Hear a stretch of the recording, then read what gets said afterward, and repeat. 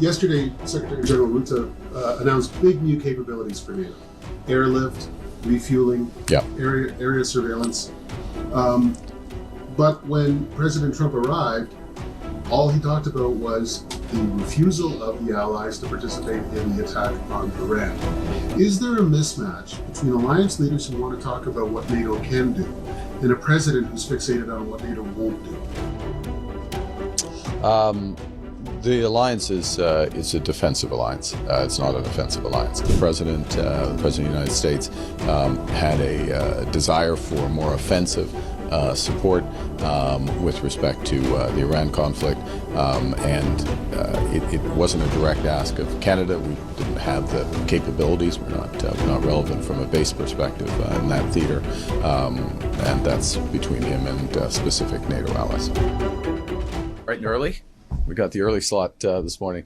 Well, first off, before we kind of record, let me thank you all for coming. I know it's an imposition, but it's important. The overall backdrop. Let me just say a couple words. Overall backdrop, then we'll take questions. And I just said something to the effect just as I was walking in. Big picture. The threats are changing rapidly. The threats that face Canada, the threats that face the alliance, evolution of the technical threats, if I can put it that way, from hypersonic missiles to autonomous warfare, hybrid warfare, the adversaries, Russia as a direct adversary. So that evolution is there. There's a process of shifting burdens. We've known about that, shifting burdens towards within the alliance, away from the United States. United States still in the alliance without question, but shifting towards Europe and Canada, and those burdens being picked up. And the capacities are being built, and you've seen recent announcements. There's more announcements today from Canada in terms of our procurement, building capacity, across maritime capacity with the sub announcement, light vehicles, munitions, the aircraft announcement, which we've now seen endorsed by NATO with the Global Eye, and that puts us in a position. Last point, and then we'll go to questions. The way we see things is a NATO that is moving towards burden shifting, more regional integration. Within a NATO umbrella. And so, par rapport le Canada, et c'est l'Arctique, c'est la responsabilité de l'Amérique du Nord, et puis en effet une crescent de l'Arctique juste du mer du Baltique. OK. Concernant, M. Carney, oui. À la Banque de la Défense, il va y avoir des discussions avec la Grande-Bretagne. Est-ce qu'il pourrait y avoir une sorte de fusion avec l'initiative britannique là-dessus? J'ai eu une discussion hier soir avec M. le Premier ministre Starmer. Il y a des discussions tout le temps. J'ai eu une discussion il y a quelques semaines avec M. Brown, l'envoi spécial pour le Royaume-Uni. Des initiatives, selon nous, ils sont complémentaires. Parce qu'il y a une banque qui donne des prêts, des investissements. C'est l'initiative du Canada et 8 autres pays à ce moment-ci. Et c'est plus une initiative d'approvisionnement du Royaume-Uni. Mais on peut voir les concordances entre les deux.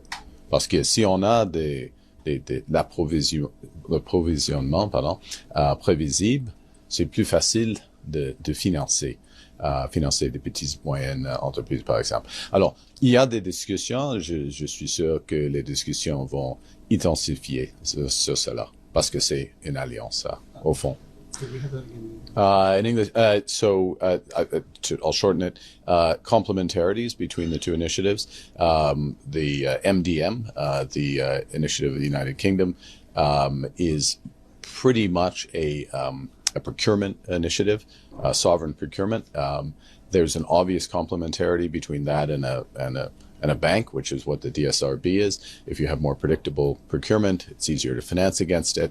I mentioned that I spoke with Prime Minister Starmer about it last night. There's been discussions amongst our officials. I'm sure those will pick up. It's an alliance after all, and we're all looking for the best ways to move forward as these capacities build up. The Secretary General said coming into this meeting that he would like to see from Alliance members a clear and credible plan towards 5%. So did we present a comprehensive plan to NATO? At the same time, the C.D. Howe Institute has also said that Canada needs to be fiscally transparent about how we're spending defense dollars. And so publicly, can you say what our plan is for 5%? Well, the first thing is, and this is what the public needs to know, is that the commitment at NATO is 5% 2035. So it's 9 years from now. First point. Second point, in a world where threats are evolving rapidly and burdens are shifting, what is also was agreed at the Hague Summit is that those objectives, those percentages, will be reviewed in 2030. Okay, so those two things are part of the overall environment. That's sensible, and Canadians expect us to be sensible. We have a need to increase our defense spending, increase our resilience spending to protect Canadians first and foremost, and to support our allies. And we have some catch up to do, without question. I came into government, we were spending 1.4% of GDP on defense, direct defense expenditure. We got that to 2% in the first time since the fall of the Berlin Wall. That's going to scale up to 2.5% over the fiscal framework over the course of the next 4 years. And in addition, we're spending 1.5% of GDP around resilience. So by the NATO definition, before the end of this decade, we are spending 4%. I'll remind the 5% is out there. What's important, what people care about is, I mean, yes, the bond market cares about and being responsible with taxpayer dollars, that's fundamental. But what matters is those capacities. What are we actually spending the money on? The first thing we spent money on was paying the women and men in the Canadian Armed Forces properly. Payments that match the weight of their responsibilities. In terms of fiscal transparency, I'm conscious of other questions, and we can go into this in more detail. I'm perfectly happy to. We have provision, for example, for the submarines, already provisioned for that within that fiscal track. So the decision that was announced yesterday, contract still to be negotiated, but the decision was out 2 days ago, apologize, that will not have an impact on the budget because the money has already been set aside for that. We will lay out in the budget and updated with the decisions we're taking, where the fiscal track is, where the defense spending is, how we're spending the 1.5% on defense-related expenditures, resilience expenditures, and that's the right time to do it. On burden shifting, sir. Sure. Yesterday, Secretary General Rutte announced big new capabilities for NATO: airlift, refueling, area surveillance. But when President Trump arrived, all he talked about was the refusal of the allies to participate in the attack on Iran. Is there a mismatch between alliance leaders who want to talk about what NATO can do and a president who's fixated on what NATO won't do?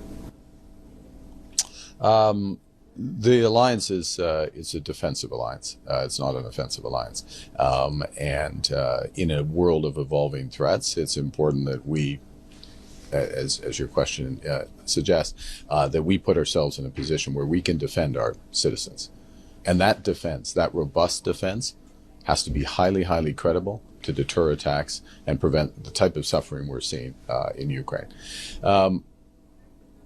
Is there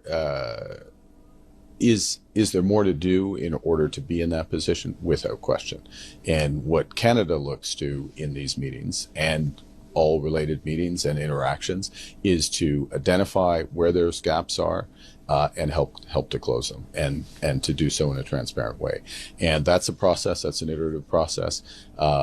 Yes, the President of the United States had a desire for more offensive support with respect to the Iran conflict, and it wasn't a direct ask of Canada. We didn't have the capabilities. We're not relevant from a base perspective in that theater, and that's between him and specific NATO allies. On the submarines, yeah, you've said that the economic benefits were a major part of the decision-making process.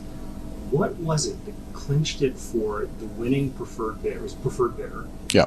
And is there a consolation prize for the prospective loser? They want to sell all kinds of things, land vehicles, etc. Well, the first thing is that the process was run by the Defense Investment Agency. So there's a series of criteria that are there. Obviously, cost is a component of it. Both bidders, as you know, I think, had met the operational thresholds of the Royal Canadian Navy. So both were, seaworthy from their perspective or would perform the job.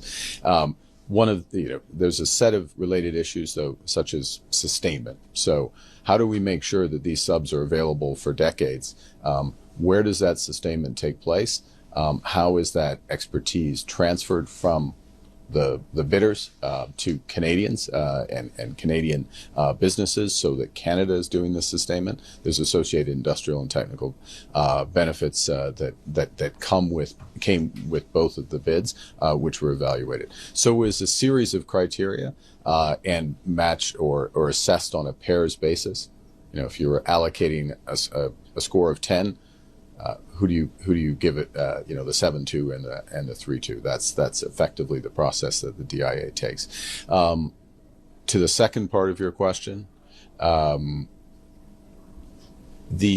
we have a deep strategic relationship with the Republic of Korea. I had a very productive conversation with President Lee on the weekend to inform him of the decision. Obviously, he was disappointed, but the conversation immediately pivoted at his initiative to a series of issues around AI and technology risks and how we can continue and deepen our cooperation there. We picked up on that conversation. We had a long bilateral here yesterday. That's not a consolation prize. That is allies working together strategically on important issues. There's just a host of other issues where we're going to work with Korea and build out and continue to do Is so. Tom Pitfield's appointment to the Senate a reward for helping you win the election? Absolutely not. Tom Pitfield is an entrepreneur. He's a philanthropist. He's got deep technological knowledge about technology, and particularly with respect to the last aspect, it's we look at the Senate as a whole and what the competencies are, and obviously familiarity with government, familiar with legislative processes, other things are helpful, but we want some core competencies in there as well. And where the Senate is more deficient and there's people who are willing to serve, I'm very pleased that they are. Could you explain the mechanism You for called Ron irresponsible just moments ago. It is irresponsible. They were, sorry, I'll let you finish your question. Sorry. Yeah.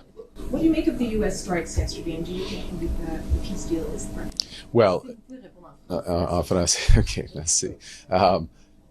OK. C'est une situation avec, on commence en français, c'est une situation avec une cessez-le-feu. OK, il y a une cessez-le-feu, c'est pas parfait, mais ça existe. Et le cessez-le-feu a été renforcé par le président des États-Unis pendant le funéral de l'ancien chef de l'Iran pour 6 jours. Et pendant cette période de deuil, où l'Iran est en deuil, l'Iran a attaqué le Qatar et l'Arabie Saoudite plusieurs fois. Ça, c'est irresponsable. C'est pas correct du tout, mais ça c'est irresponsable. Alors, il y avait une réponse des États-Unis et c'est pas joli, mais c'est correct.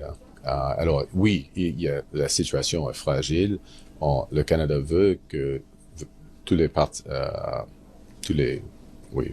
pays impliqués vont renforcer, vont réinstiller le cessez-le-feu. In English, if I may, this is a situation where we had a ceasefire as part of the peace deal that had been reinforced by the U.S. president during the 6-day period of mourning for the late Ayatollah Khamenei. And during that period, Iran attacked multiple times. They would call targets, we would call infrastructure assets in Qatar and Saudi Arabia, and threatened shipping again. That's irresponsible. It's not right. And the United States has responded as appropriate to look to stop this behavior and put in place at least conditions to reestablish the ceasefire. So, as I said in French, it's evidently a fragile situation. Would you talk to Trump on Sunday? I did. Sunday, Yes. You said he was in a good mood. He didn't sound like he was in a good mood. Is this that? He was in a good mood at dinner last night as well. Okay, so I mean, I'm not. Publicly, he comes and he says, "Right, come on, I'm going to pull out." Or is this performative from your perspective? I'm not asking you to criticize him, but the public sees two very different things, and then you say he's in a good mood and all's fine with the spending. Well, you added Yes, that. You did. So call you on that. Look, I think the president, as did President Obama, which I just said to someone else, is looking for a shift of the burden within NATO. That's appropriate. That is happening. That's gaining momentum. As part of the point I made to President Trump when we spoke a few days ago, is that it's not just he's winning the argument, he's won the argument. Countries recognize that they need to take more responsibility, see the direct threats. Now, the question for NATO, and part of what we will discuss and part of the point I will make in the room with my 3.5 minutes of time, so which is about a quarter of the length of my normal answer, I know, so I apologize, is that those shifting burdens are going to be, in our view, most effectively done, obviously with greater capacity. We have to spend more, we have to build these capacities, that's what we're doing, but in ways that recognize the regions in which we operate. So for Canada, North America, obviously, up until now, NATO has said, well, North American security, that's your problem. Well, North American security, and particularly Arctic security, and remind everybody that, we've got 15% of the world's coastline. Arctic security is not a flank, it's a front. With the shift in the threats, and Russia is a direct adversary. So spending there and coordinating, not just Canada, but Canada, the Nordics, Canada, Germany, Canada, France, Canada, the Baltics, that crescent is vital for NATO. So that's where the discussion, in our judgment, needs to go, and that is where the planning is going, in our view. We'll do a last question. Just for the non-bankers among us, would you explain, just things like that? Could you explain how the bank would make purchases, big ticket items like submarines in the future, cheaper for the Canadian taxpayer? And is it able to do that as currently constituted, or does it need to grow further and get new members? Well, I think so. First thing is, you look at the membership of the bank. Let me give a specific example, which I think answers both parts of your question. And let's look at Ukraine, which is one of the countries that would be a founding member of the bank. I think everybody knows, and it's increasingly understood with a greater degree of specificity, granularity, is that in tragic circumstances, this war since 2014, Ukraine has made tremendous advances in drones and autonomous warfare, in the integration of those capabilities. That is relevant for everybody. Okay, they have expertise, they have production capabilities, and we are in the process, Canada included, of partnering with Ukrainian firms, Canadian firms and Ukrainian firms, partnering and building up that capacity. Now, that in and of itself creates a supply chain. I've got a firm in Ukraine, maybe several firms in Ukraine, a firm in Canada, maybe somebody in the Nordics as well. And the ability to finance across that supply chain cost effectively is tremendously valuable. It lowers the cost of it for everybody. Us partnering with Ukraine not just brings technology, but it's cheaper, even in a war theater, to produce many things in Ukraine because of just volumes and other factors. That also saves money for Canadian taxpayers. And what it does as well, and maybe I should end on this since we're at the NATO summit, it also pulls, tightens the alliance.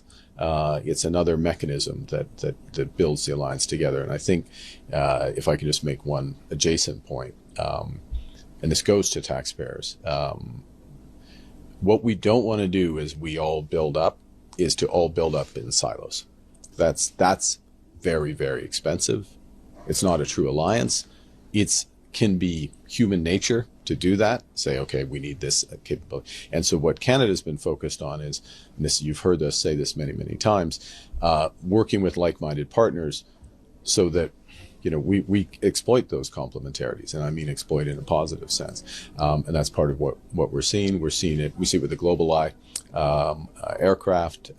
We're seeing it in how we will build out the submarines with the TKMS bid. Thank you, everyone. I talked about this.